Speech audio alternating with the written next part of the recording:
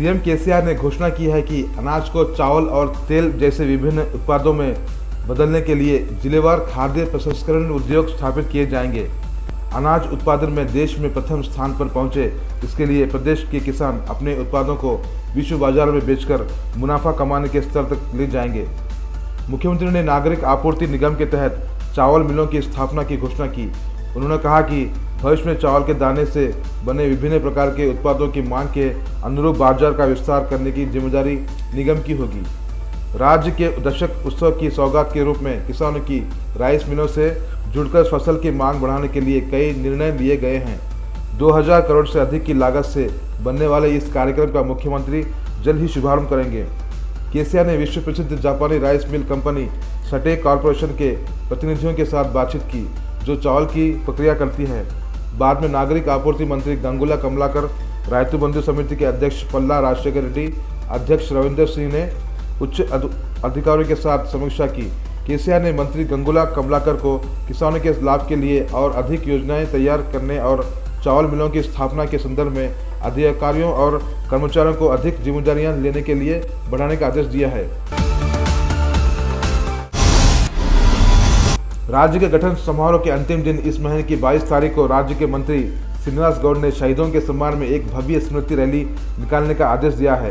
अंबेडकर ने सुझाव दिया था कि 6000 कलाकारों को 125 फीट की प्रतिमा से तेलंगाना की महिमा दिखाते हुए एक रैली निकालनी चाहिए। उन्होंने सुझाव दिया कि 6000 कलाकारों को 125 फीट की प्रतिमा से तेलंगाना की महिमा दिखाते हुए एक रैली निकालनी चाहिए। मंत्री ने शहीद स्मारक के उद्घाटन की तैयारियों की समीक्षा की। उनके साथ विधायक रामसई बालकिशन, विभिन्न सरकारी विभागों के अध्यक्ष जुलूरी गौरीशंकर, दीपिका रेड्डी, श्रीदेवी, संस्कृति और पर्यटन विभाग के प्रमुख सचिव संदीप कुमार सुल्तानिया, संस्कृति विभाग के निदेशक मामिड़ी हरिकृष्ण और अन्य लोगों ने भाग लिया। केंद्रीय मंत्री किशन रेड्डी ने सुझाव दिया कि प्लास्टिक के उपयोग को कम करने के अलावा हम प्लास्टिक कचरे का पुनः उपयोग और पुनर्चक्रण करके पर्यावरण को बचा सकते हैं, तभी पर्यटन क्षेत्र को और विकसित किया जा सकता है। उन्होंने कहा कि केंद्र सरकार देश को दुनिया का सर्वश्रेष्ठ पर्यटक देश बनाने के लिए कड़ी मेहनत कर रही है। गोवा में शुरू होने वाले G20 पर्यटन मंत्रिस्तरीय बैठक के अवसर पर केंद्रीय मंत्री ने स्थायी और जिम्मेदार यात्रा के लिए सतत क्रूज पर्यटन मॉडल बनाना और पर्यटन में प्लास्टिक की एक परिपत्र अर्थव्यवस्था की और वैश्विक पर्यटन प्लास्टिक पर 2 अलग अलग चर्चाओं की शुरुआत की। किशन रेड्डी ने देश में पर्यटन के विकास के अवसरों और क्रूज पर्यटन के विकास के लिए केंद्र द्वारा चलाए जा रहे कार्यक्रमों के बारे में बताया। उन्होंने कहा कि वे देश में क्रूज पर्यटन को विकसित करने का प्रयास कर रहे हैं। उन्होंने कहा कि अन्य नदियों के आसपास के क्षेत्रों में भी गंगा की सफाई और स्वच्छता को बढ़ावा देने के लिए कार्यक्रम चलाए जा रहे हैं। तेलुगु राज्यों में क्रूज पर्यटन को बढ़ावा देने के लिए कई कार्यक्रम चलाए गए हैं। निर्मल जिले के ट्रिपल IT कॉलेज में सोमवार को तनाव व्याप्त हो गया। हाल ही में लगातार 2 छात्राओं ने कैंपस में आत्महत्या कर ली थी। बीजेपी महिला मोर्चा की प्रदेश अध्यक्ष गीता मूर्ति ने उन घटनाओं के विरोध में ट्रिपल IT घेराव का प्रयास किया। पुलिस ने उन्हें यूनिवर्सिटी के मेन गेट के पास रोक लिया। हालांकि उन्होंने कैंपस में घुसने की कोशिश की। इसी क्रम में पुलिस और भाजपा खेमे में कहासुनी हो गई। प्रदर्शनकारियों को गिरफ्तार कर स्थानीय थाने ले जाया गया। इस मौके पर गीता मूर्ति ने कहा कि पुलिस का राज्य सरकार के पक्ष में काम करना सही नहीं है। उन्होंने मांग की कि सरकार छात्रों की आत्महत्या की जिम्मेदारी ले और उनके परिवारों को न्याय दे, अन्यथा उन्होंने चेतावनी दी कि उनकी चिंता बढ़ जाएगी। भाजपा नेता मणि राजू ने शिकायत की। मेगा पावर स्टार रामचरण के दंपति ने एक बच्ची को जन्म दिया। अपोलो अस्पताल के डॉक्टरों ने आधिकारिक तौर पर कहा कि बच्ची का जन्म आज सुबह 4 बजे हुआ। जच्चा बच्चा दोनों सुरक्षित बताए जा रहे हैं। इस आशय का मेडिकल बुलेटिन जारी किया गया है। मेगा प्रशंसक जो जानते हैं कि रामचरण ने एक बच्ची को जन्म दिया है, अपोलो अस्पताल पहुंच रहे हैं और परिवार के सदस्यों के साथ जश्न मना रहे हैं। कुछ अन्य प्रशंसकों और फैंस ने अपने आसपास के मंदिरों में बच्ची के नाम पर विशेष पूजा आयोजन की। परिवार के सदस्य मेगा परिवार में एक और राजकुमारी के आने पर अपार खुशी जाहिर कर रहे हैं। चिरंजीवी के परिवार के साथ कामिनी के परिवार के सदस्य बच्ची को देखने के लिए अपोलो अस्पताल आ रहे हैं। इस मामले की जानकारी रखने वाली कई फिल्मी हस्तियां सोशल मीडिया पर रामचरण उपासना जोड़ी को बधाई दे रही है। राज्य सरकार ने शहर के उपनगर कोल्लूर में बने डबल बेडरूम हाउस के वितरण को हरी झंडी दे दी है।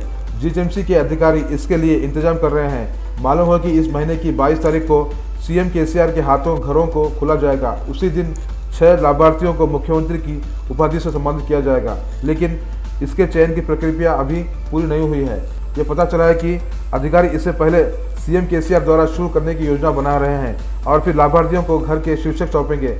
कुल्लूर में बने मकान हैदराबाद, रंगारेड्डी, मेडचल, मल्काजगिरी जिलों के साथ संगारेड्डी जिलों के लाभार्थियों को दिए जाने हैं।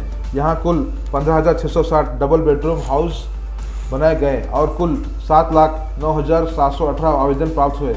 इसके अलावा हजारों लोगों ने मैन्युअली अधिकारियों के पास आवेदन जमा किए, जबकि अधिकारियों ने कुल 3,50,000 आवेदनों को वैध पाया है। अभी भी स्पष्टता की आवश्यकता है कि कुल्लूर में कितने लोगों को घर आवंटित किए जाएंगे। देखना होगा कि चयन प्रक्रिया कैसी होगी।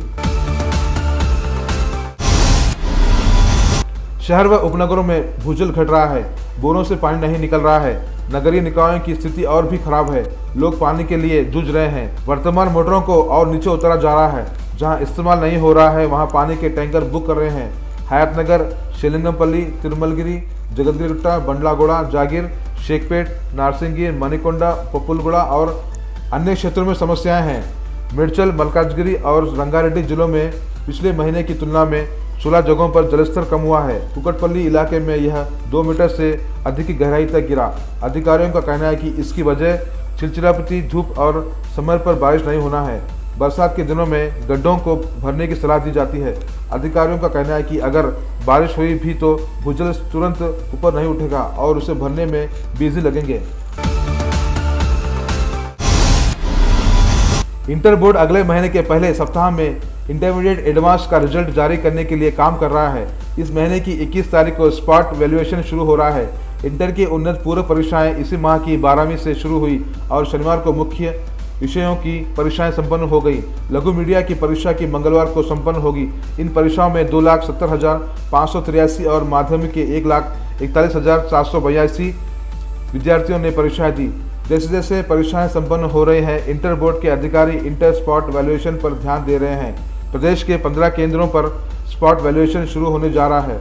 अधिकारियों को 1 सप्ताह के भीतर मूल्यांकन पूरा करने और जुलाई के पहले सप्ताह में परिणाम देने की उम्मीद है।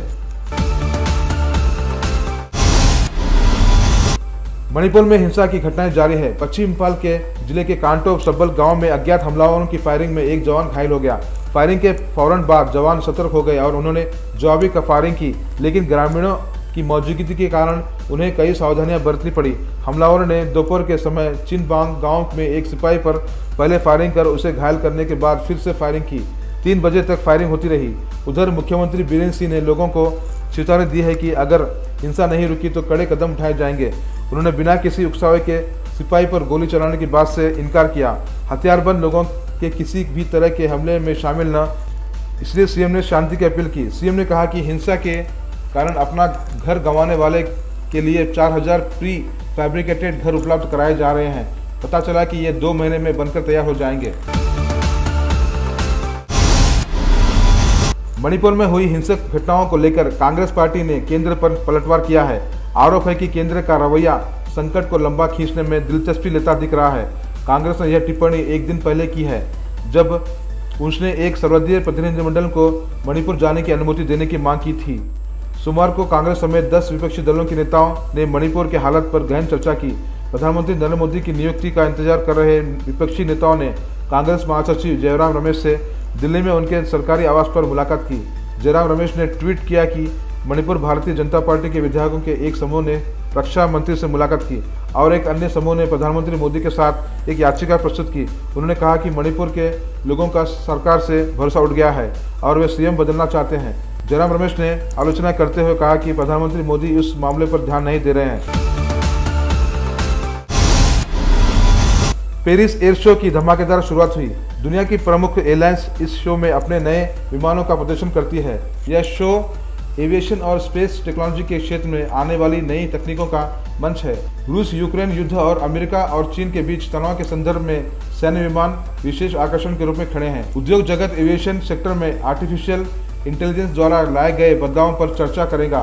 फ्रांस सहित अन्य यूरोपीय देशों के अधिकारियों से मुलाकात करने वाले अमेरिकी सीनेटर जेरी मोरन ने स्पष्ट किया कि यूक्रेन का मुद्दा उनकी बैठकों का मुख्य फोकस हो रहेगा। यूरोपीय हवाई क्षेत्र की बेहतर सुरक्षा कैसे करें, इस पर चर्चा करने के लिए रक्षा मंत्री और अन्य प्रतिनिधि मिले।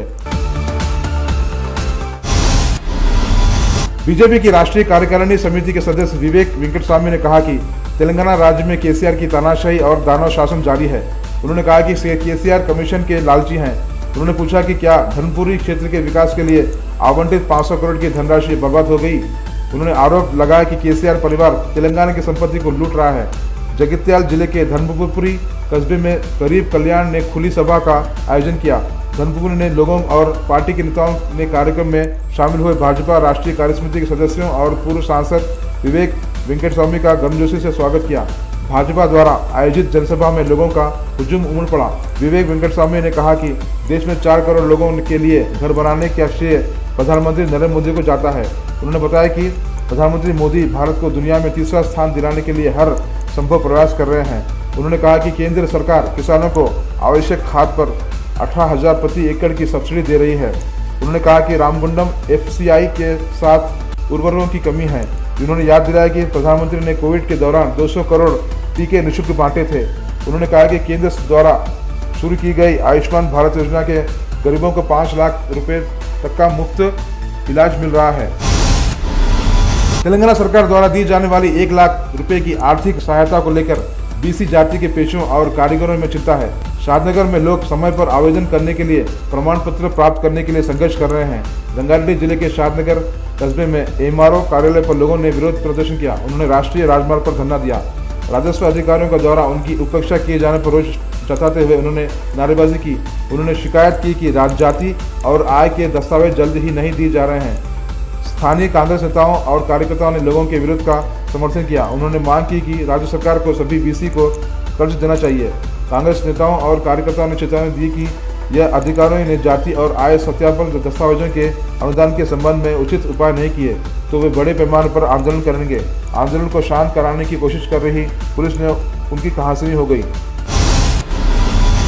तेलंगाना सरकार द्वारा हाल ही में घोषित BC बंधु योजना के लिए आवेदन करने का आज आखिरी दिन है, तो मीसवा केंद्रों पर आय प्रमाण पत्र के लिए लोगों की कतार लग गई। जाति और आय से प्रमाण पत्र बनवाने के लिए उन्होंने काफ़ी परेशानी से गुजरना पड़ता है। यदि आप मीसवा में भी आवेदन करते हैं तब तक आपको मोक्ष नहीं मिलेगा जब तक कि आप 37 साल कार्यालय में जाकर सफाई नहीं करवाते। हालांकि आज तक की समय सीमा निर्धारित होने के कारण आवेदन करना मुश्किल हो गया है। हितग्राहियों का आरोप है कि राजस्व अधिकारी आवेदकों को आवश्यक प्रमाण पत्र उपलब्ध कराने में लापरवाही कर रहे हैं और सभी जिलों में यही स्थिति है। करीमनगर जिले के हुजूराबाद में स्थानीय निवासियों ने तहसीलदार कोमल रेड्डी के खिलाफ जातिगत आय सत्यापन दस्तावेज जारी करने के देरी में विरोध किया, चूँकि आज रुपये की सरकारी सहायता के लिए आवेदन करने की अंतिम तिथि थी। हालांकि सर्वर बार्किंग के कारण प्रमाण पत्र जारी करने की प्रक्रिया ठप हो गई। आवेदक कुछ दिनों से तहसीलदार से पूछ रहे हैं कि प्रमाण पत्र कब जारी करेंगे।